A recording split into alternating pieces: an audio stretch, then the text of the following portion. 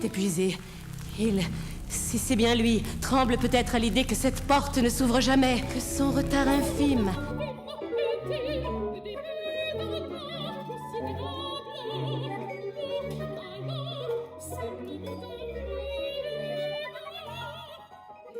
Au départ, c'est une pièce. C'est une pièce de théâtre. Après, pour toi, elle est mise en musique. Ouais. Pourquoi pas? Et je trouve qu'en plus, on se disait avec Laurent que c'est une pièce qui appelle, je trouve, la musique. Et l'opéra, en tout cas. Et c'est parce que je suis une chanteuse d'opéra que Jacques Vincet me l'avait proposé.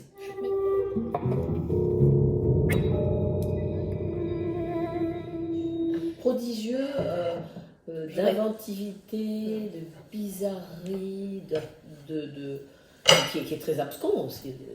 Moi, je me souviens au départ, j'ai lu cette pièce, j'ai fait alors je ne comprends rien. Ah bah pareil. Mais je ça me rassure. Magnifique. Alors magnifique, je dirais pas. Et moi, j'aime les choses étranges. Très horribles. Voilà. J'aime les choses étranges, j'aime les choses horribles, j'aime les choses qui sont tranchantes. Sur une fine arête, ouais. Je dirais. Et les choses violentes aussi et fortes. J'ai eu la chance de te voir sur scène. Et en sortant du spectacle, outre le fait que la performance était extraordinaire, l'actrice, je suis sortie bouleversée ou dérangée, troublée, à ne pas savoir réellement ce que je pouvais même penser de ce que j'avais vu, ce que j'avais entendu, ce que j'avais ressenti. Essayer de comprendre. Et essayer de comprendre. Donc, en fait, quand on m'a proposé le rôle, j'ai dit no way, je ne suis pas ce personnage. Pour moi, Hound, c'est la lune, c'est la mort, moi je suis soleil. Donc, vraiment, j'ai été extrêmement apeurée.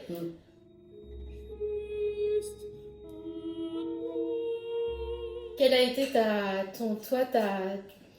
moi, façon d'aborder? Morte de peur aussi. Parce qu'une fois de plus, une fois encore, il faut dire que je ne comprenais rien à ce texte. Je ne savais pas où il voulait en venir.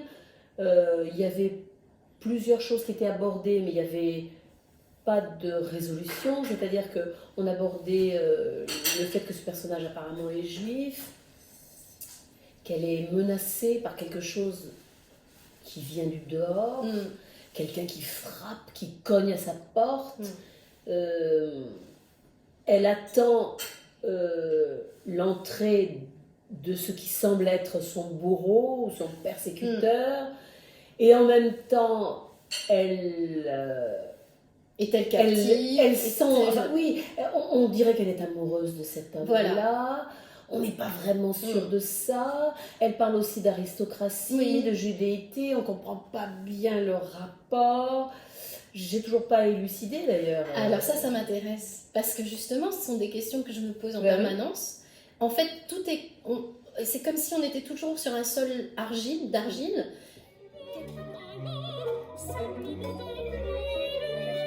De quoi tu as pu te saisir pour construire le personnage? Quand je le jouais, je me souviens que j'essayais d'être au présent. C'est-à-dire que chaque chose qu'elle affirmait était une vérité au moment où elle l'affirmait. Très intéressant. Et après, on passe à autre chose et c'est tout autant une vérité, même si c'est le contraire de ce qu'on vient de dire. C'est précisément tout ce qui passe par la tête. Et tu sais bien qu'on peut avoir des tas de choses qui passent par la tête et ça peut être tout et son contraire à 1 seconde d'intervalle. Et en fait, moi ça m'a rappelé, bizarrement, Mrs. Dalloway. Ah oui.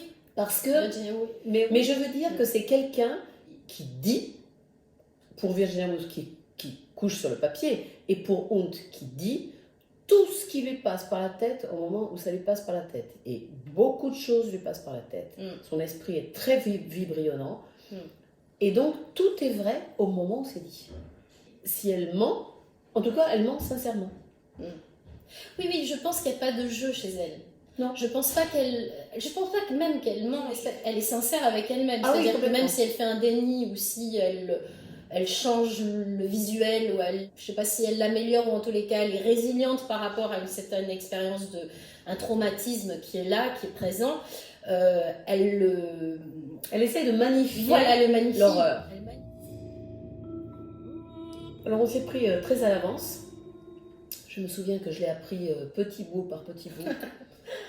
genre 3 pages par 3 pages, et on se retrouvait tous les mois, tous les 2 mois. Avec le metteur en scène. Avec le metteur en scène et la dramaturge pour... clarifier. Ben non, non, pour même voir pas. ce que le texte, en le disant, ça nous évoquait, ça nous faisait, pour voir ce que ça nous faisait. Au début, on ne savait pas. Alors je répétais le texte, comme ça. Et soudain, à force de le dire, des choses émergeaient. Des sens différents d'un jour à l'autre, des directions émergeaient. C'est comme ça qu'on a construit. Comme tu le dis, trouver le sens dans aucune continuité, puisque en fait on passe d'un sujet à l'autre en une fraction de seconde, d'une image très forte à quelque chose de très quotidien ou complètement de superficiel, à la mort, à des pensées profondes. Donc, trouver une direction même pour la mémorisation, c'est un parcours qui est extrêmement difficile. Il y a des virages. Et voilà. Comment tu t'es... Et bien justement, il y a des paragraphes qui parlent de la même chose, en tout cas. Donc, on se dit par exemple, il est en retard. Oui. Ça peut être très concret en fait. Même si les phrases ne se finissent pas, on peut partir sur l'idée, dans un premier temps, que qu'est-ce que ça lui fait qu'il soit en retard? Est-ce que c'est bien? Est-ce que c'est pas bien? Est-ce qu'elle aime bien qu'il soit en retard? Est-ce qu'elle a peur qu'il n'arrive pas? Ou elle a peur qu'il arrive trop tôt? Est-ce que tu te souviens comment tu l'avais bêtement, pour que ça devienne des automatismes? Ouais, quand même. C'est-à-dire qu'il fallait que pour chaque phrase, il y ait des images qui correspondent à chaque petit bout de paragraphe, pour que les images se succèdent les unes les autres et commencent à faire un film, même si c'est un film qui n'a ni queue ni tête, n'empêche que... Et relier les idées aux autres. Voilà, et faire ce que j'appelle les virages. Voilà. Et même quand c'est un virage à 180 degrés, il faut qu'il soit, comment dire, peut-être pas amené, mais en tout cas pour nous, décider. C'est-à-dire que si on est dans une direction de pensée qui fait ça, et que soudain on doit faire ça, il faut que notre esprit, un quart de seconde avant, amorce ce virage à 180 degrés. Et qu'on ne soit pas surpris en tant qu'interprète par ce qui arrive. Oui, oui. Jusqu'à ce que j'ai connaissance de ce qu'allait être la scénographie, j'étais très anxieuse. Parce que je me disais, comment rendre? Comment on va faire pour déjà ne pas perdre l'auditeur, déjà. Parce que moi, il n'y avait pas de musique. Donc, et quand j'ai su que la scénographie, ça allait être des blocs de glace placés au-dessus de moi et qui allaient fondre et tomber de manière aléatoire, constituant à la fois cette menace et cette beauté. Ouais. Là, j'ai su que la scénographie allait faire le boulot pour moi. Comme je pense, une partie du boulot va être faite pour toi par la musique. La musique, en fait, ça sera ta scénographie. Aussi. Elle fera partie de ça. Parce qu'on a une très belle scénographie aussi. Mais je pense que ça va aider considérablement à ce qu'on suive le truc. Moi, je plongeais dans une transe, donc qui allait durer 1h10 à peu près, 1h15. Donc tu faisais complètement abstraction de ce qui se passait à l'extérieur. Ouais, je vivais un truc pour moi. Et d'ailleurs, c'est souvent ce que je fais, je ne pense quasiment jamais au public. Sauf là, par exemple, dans le truc que je joue en ce moment, qui est l'impresario de Smyrne de Goldoni, où là c'est une comédie, et où là il y a des réactions très précises à des moments très rythmés, très précis.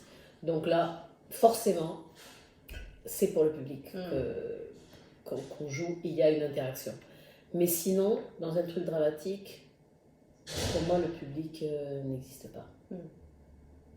Et c'est quelque chose qui se passe entre le texte et moi. Et d'autant que là, en l'occurrence, je suis toute seule. Donc là, c'est vraiment comme une transe et comme un moment de vie augmenté, je dirais. Je suis d'accord. Avec la différence avec moi que j'ai l'orchestre et que j'ai le chef d'orchestre. Oui, que tu n'es pas toute seule. Que je ne suis pas toute seule. Et je suis d'accord avec toi sur l'idée de la trance. Mis à part que techniquement, il y a des passages musicaux qui sont tellement difficiles et qu'en fait, je suis quand même beaucoup obligée de regarder le chef. Je l'essaie de le faire le plus discrètement possible. Plus je vais aller dans la mémorisation, dans le travail avec l'orchestre, etc., plus je vais essayer de me détacher pour être ce personnage jusqu'au bout, parce qu'en fait... Avec Julie Deline, ma metteuse en scène, c'est vrai qu'elle le conçoit aussi un peu comme une espèce de femme animale. Donc on a des espèces de mutations, des espèces de... Enfin, c'est assez intéressant. Mais moi aussi, j'enlevais la robe, voilà, j'enlevais la perruque, ça, je me retrouvais nue, je me retrouvais avec un bonnet qui est sous la perruque. Il y a quelque chose de très... pas du tout apprêté. Je me recevais de l'eau sur moi aussi, donc c'était à la fois... comme une espèce de moineau tout mouillé qui est plus du tout dans cette espèce de splendeur hiératique du début. Tiens, en parlant de ça, Eh bien, aimes-tu mieux ce personnage maintenant que tu commences à l'endosser, voilà. Je l'endosse. Alors, le comprends-tu? Ça, je ne te pose pas cette question, mais l'aimes-tu au point de vouloir le défendre malgré son apparence. Ouais, son incompréhensibilité en fait. Alors oui, en fait je l'aime. En fait je me suis ça m'a remise beaucoup en question sur beaucoup de choses par rapport à ce qu'on peut imaginer. À l'opéra, on a une façon assez conventionnelle finalement souvent d'envisager un personnage et d'envisager un rôle, parce que la musique est tellement écrite, la musique donne tellement d'indices, on a peu de temps, les metteurs en scène font ce qu'on appelle, il y a beaucoup de répertoire, les chefs d'orchestre aiment avoir toujours un peu la même façon de diriger, puis les livrets sont pas forcément extrêmement bon. Si on pourrait, mais souvent on n'a pas le temps, ou souvent on va pas aussi loin.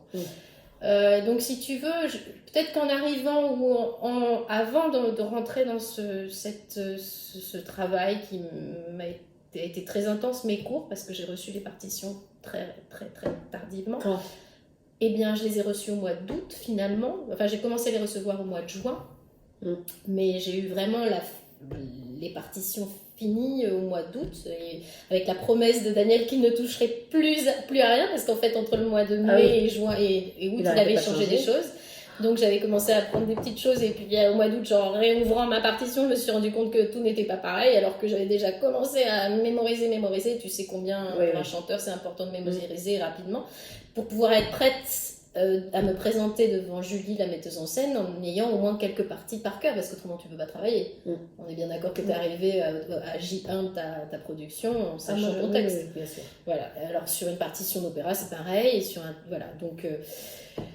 donc en fait, à partir du moment où je suis rentrée dans ce travail qui a été énorme, moi 3000 là par rapport à toi, il faut que je sois intelligible, j'ai été obligée de lâcher sur certains points, c'est-à-dire sur des habitudes de travail, et puis le texte est tellement insaisissable, tout est insaisissable dans ce personnage, que j'ai dû peut-être apprendre à me faire confiance. Nathalie Dessay, je te remercie beaucoup de ce petit moment précieux que j'ai passé avec toi.